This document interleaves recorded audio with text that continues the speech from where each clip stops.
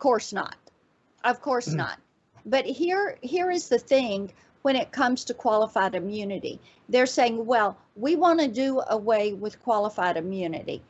Now, Senator Tim Scott from South Carolina has worked on police reform for 5 years. He has brought forward a bill. And of course, the Democrats have had all sorts of terrible things to say about him and his work. Senator Scott also worked so closely with President Trump on the great work they did on looking at prison reforms and criminal justice reform. Tim Scott says removing qualified immunity is a non-starter.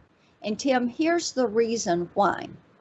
Everyone is familiar with the fact that their doctor has to buy liability protection, medical liability protection insurance. They've heard their doctor complain about how much it costs them to pay for that because liability insurance is very expensive. What you would force your rank and file police officers to do is they would go through the police academy. They would complete that police academy work. They would then be certified to raise their right hand and take an oath of service to you in your community. Now, if the Democrats had their way, before they take that oath, they would insert another step. You would have to go buy an immunity liability policy, because when they strip qualified immunity, it would allow those prisoners, the person that cop has arrested, maybe he's a rapist, maybe he's a murderer, maybe he is a rioter who is committing vandalism and destroying property in your neighborhood, regardless, any of those, they could then sue that police officer for arresting them and putting them in jail. So you have a criminal in jail who is using a taxpayer-provided attorney and a taxpayer-provided library there in that prison, and they are pulling together a lawsuit to sue the officer who arrested them and put them behind bars and got them off the streets.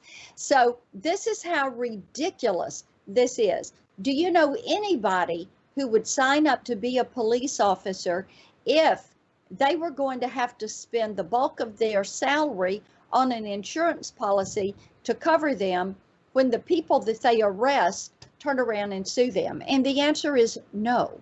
So this is another of the Democrats' ways. Isn't it so interesting? They always find a circuitous route to get to where they want to go. And they always deny what the end goal is. And Joe Biden is a pro with this. He has done this for years. It's pretty amazing. Issue. Yes, it is. So just to remind people what we're talking about here, this would all lead, if you completely gut the police department, redirect their funding to other places in the government, expose them to frivolous lawsuits, bankrupting the police department in general, and forcing cops to buy liability insurance, talking about leading to uncontrolled violence in American cities. Now, earlier this week, Joe Biden released a statement about the Portland unrest there, and he called the angry, violent left-wing mob in Portland, quote, peaceful protesters. And he accused the federal agents there of, quote, stoking the fires of division. Pretty remarkable. And there definitely were some fires being stoked, but it wasn't by those law enforcement officers. Let's hurry up and take a look.